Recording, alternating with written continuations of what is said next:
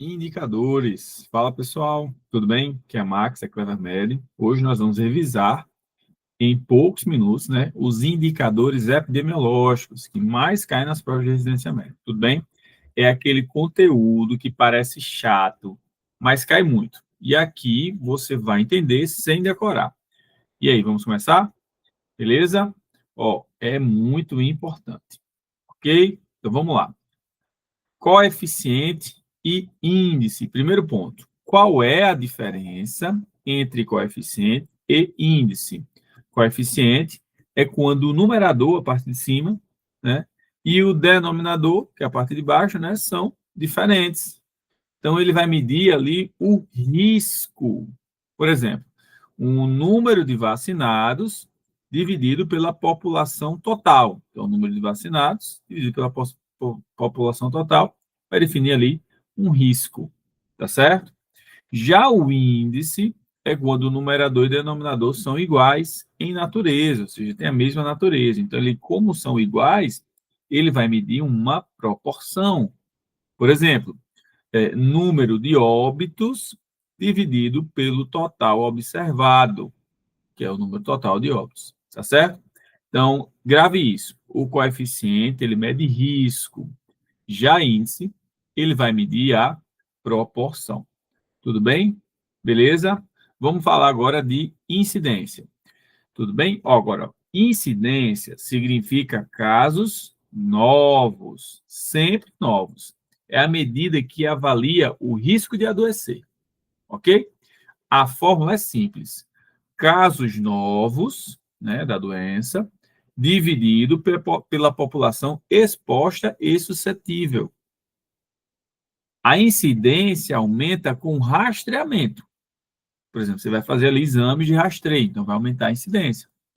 Novos fatores de risco, então surgiu um novo fator de risco para a doença, vai aumentar a incidência, né?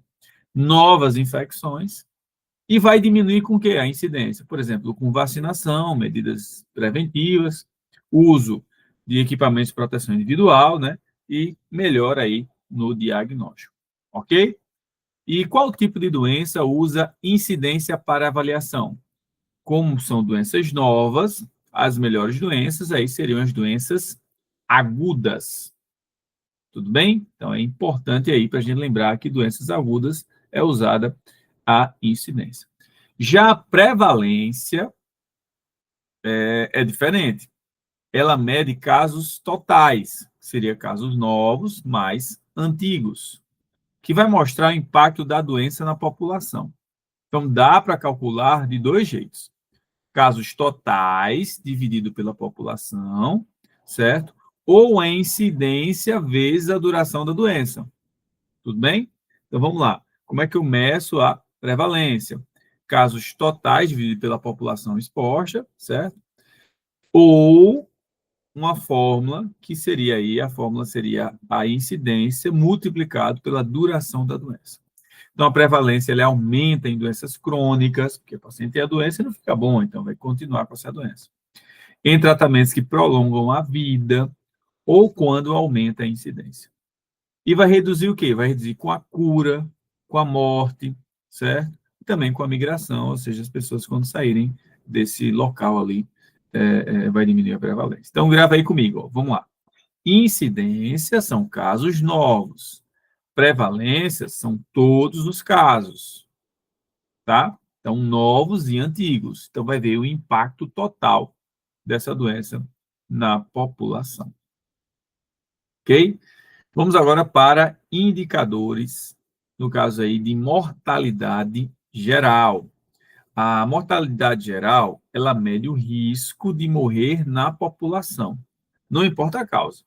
É a mortalidade geral. Então, a fórmula é o quê? É o óbitos no período, né? Dividido pela população, aí você multiplica aí por 1.000, só para dar um número maior aí, né? Para a gente multiplicar para ter um número maior de população. Então, a fórmula é o quê? Óbitos dividido pela população, no caso aí, vezes 1.000. Então, atenção a essas limitações do coeficiente de mortalidade geral. Não dá para comparar regiões diferentes sem padronizar a idade. Precisa padronizar a idade, né? Ele não vai dizer a causa da morte, só diz a incidência aí da morte, tá? e não vai medir a qualidade do serviço de saúde, porque é difícil você realizar ali uma relação nexo-causal para entender o que está acontecendo. Tudo bem? Então, esse aí, nós temos algumas limitações no caso aí do coeficiente de mortalidade geral. Já o coeficiente de mortalidade por causa específica, aqui nós avaliamos o risco de morrer por uma causa específica. Por exemplo, como câncer, doenças cardiovasculares, né, infecções. E a fórmula é óbitos pela causa específica, dividido pela população exposta, e você bota aí vezes 100 mil, só uma padronização. É muito mais útil do que a mortalidade geral, quando a gente quer estudar aí uma doença específica. Tudo bem? Agora vamos aí para a mortalidade materna, que é um indicador importantíssimo de avaliação do sistema de saúde, que vai mostrar o quê? As falhas no cuidado da gestante. Qual a fórmula? São os óbitos maternos dividido por nascidos vivos. Então, grave isso aí que é importante. Você bota aí nascidos vivos vezes 100 mil. Tá?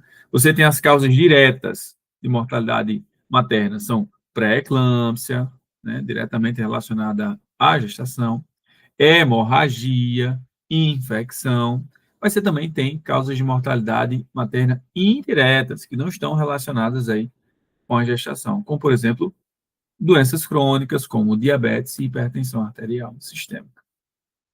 Ok? Vamos lá. Mortalidade infantil. Vai medir o risco da morte antes de 1 ano de idade. Não vai incluir, pessoal, natimorto, que já nasceu morto, então a gente não inclui. Então, a fórmula é o quê? É o óbito em menores, ou seja, os óbitos em menores de 1 ano de vida, né, dividido por nascidos vivos. Aí você bota aí vezes 1.000 para dar uma ordem de grandeza. Essas divisões caem muito em prova. Quais são? A divisão neonatal precoce, neonatal tardia e pós-neonatal, tá certo? Então, a neonatal precoce é de 0 a 7 dias, onde tem as principais causas aí, prematuridade, malformações. A neonatal tardia seria de 7 a 28 dias. E a pós-neonatal seria de 28 até 305 dias, completando 1 ano. Aí você já tem outras causas, como infecções, a criança já escapou ali da prematuridade, das malformações, você tem infecções, diarreia, desnutrição. A neonatal tardia pode pegar um pouquinho das duas, da neonatal precoce, das causas da neonatal precoce, como também as causas da pós-neonatal. Então, os fatores que reduzem a mortalidade infantil, quais são? No geral, aleitamento materno, fortalecer a criança, do ponto de vista nutricional e imunológico, vacinação, né, medidas preventivas, saneamento, boas condições sanitárias e também os avanços médicos, como cuidados no recém-nascido, da prematuridade, também vão diminuir a mortalidade infantil. Ok? Coeficiente perinatal. Pessoal, isso é importante porque cai muito em provas de GO e pediatria. Esse coeficiente vai avaliar o quê? Os óbitos, o coeficiente perinatal, entre 22 semanas de gestação até 7 dias de vida. E aqui você vai o quê? Você vai ter o quê? Você vai incluir os natimortos, tá certo? Vai incluir aqui os natimortos. Tudo bem? Então, a gente tem que incluir os natimortos, porque pega de 22 semanas de gestação até os 7 dias. Então, o coeficiente natal, perinatal, ele inclui natimortos. Tudo bem? Vamos agora para indicador de gravidade da doença, que seria aí a letalidade. Então, vamos aí para o indicador que sempre aparece, que é a letalidade. Então, como definição, você teria o quê? A proporção de pessoas que morrem entre os que adoeceram. Isso aí é o coeficiente de letalidade, que é o indicador de gravidade de doença. A fórmula seria o quê? Os óbitos dividido pela doença, os óbitos pela doença, né? Dividido pelo total de casos da doença. Então, por exemplo, doenças de alta letalidade são meningite, raiva, ebola, certo? Então, são problemas aí, né? Alta letalidade.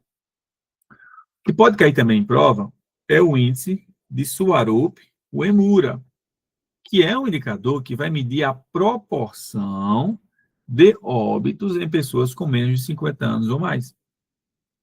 Então, ou seja, se a pessoa morreu antes dos 50, assim, né, há mais de 50 anos é uma coisa boa, porque tem que morrer, né, mais idoso. Quem morre jovem é um problema aí de saúde que tem que ser corrigido. Então, qual é a fórmula? São óbitos com mais de 50 anos, né, ou mais, né, com 50 anos ou mais, dividido pelo total de óbitos, aí você bota uma ordem de grandeza aí vezes 100. É usado para avaliar envelhecimento populacional. O ideal é que ele esteja acima de 75%. No Brasil, normalmente está acima desse valor, certo? Ou seja, tem que 75% das pessoas têm que morrer ali com mais de 50 anos ou mais. Tudo bem? Agora vamos aqui, outra que pode cair na prova, são as curvas de Nelson Moraes. Dá uma olhadinha no nosso material. São curvas que mostram que a distribuição proporcional de óbitos por faixa etária. E ela é usada para analisar a mortalidade infantil, doenças em jovens, adultos e idosos. Nós temos 5 faixas etárias. Vamos lá. Menores de 1 ano, 1 a 4 anos, 5 a 19 anos, 20 a 49 anos e acima de 50 anos. Então, se você tem uma curva onde morrem muitas crianças, você tem, que é a tipo 1, você tem uma saúde muito baixa. Se você tem uma curva que morrem crianças, né, e adolescentes, jovens, saúde baixa. Se você tem uma curva, seria tipo 3, que morrem adultos jovens, né, e também crianças, aí você tem aí saúde intermediária. E a tipo 4, tá certo? Seria aí uma saúde elevada, onde você tem aí acima, uma maior proporção de mortes acima de 50 anos. Então, se você pensar aí no tipo 1, seria um formato de N, a curva de N moral, que é muito baixa, morre muitas crianças, depois morre também jovens, e também morre adulto, então é uma bagunça. A L é saúde baixa, né? A J, saúde intermediária, e um J tão alto aí seria uma saúde elevada, porque tem que morrer, são os idosos, certo? Não que a gente queira que os idosos morram, mas o ideal seria que uma população jovem não morra, criança não morra, certo? Transição demográfica. E para fechar aqui, a gente tem o quê? A transição demográfica, que envolve a redução de fertilidade e de mortalidade, certo? E isso vai levar ao quê? Um aumento de doenças crônicas, que está reduzindo a mortalidade, crescimento populacional e o maior impacto aí das doenças externas, tá certo? Lembrando aí que as doenças externas podem estar relacionadas à mortalidade em jovens. Tudo bem? Então, quais são o que está acontecendo na transição demográfica, a redução da fertilidade, da mortalidade geral, com o impacto que, com o aumento das doenças crônicas, a persistência aí de doenças inflamatórias, né, em vulneráveis, né, e também infecciosas, né, em vulneráveis, e também doenças externas. Pessoal, esses indicadores, eles caem muito, tá certo? Esses indicadores caem muito em prova. Então, a gente precisa dominar a diferença aí de incidência, prevalência, coeficientes, né? Entender quais são os coeficientes especiais que caem em prova, tá certo? Para a gente aprender de uma vez e nunca mais errar. Não deixe de fazer as questões no nosso material e até a próxima. Valeu!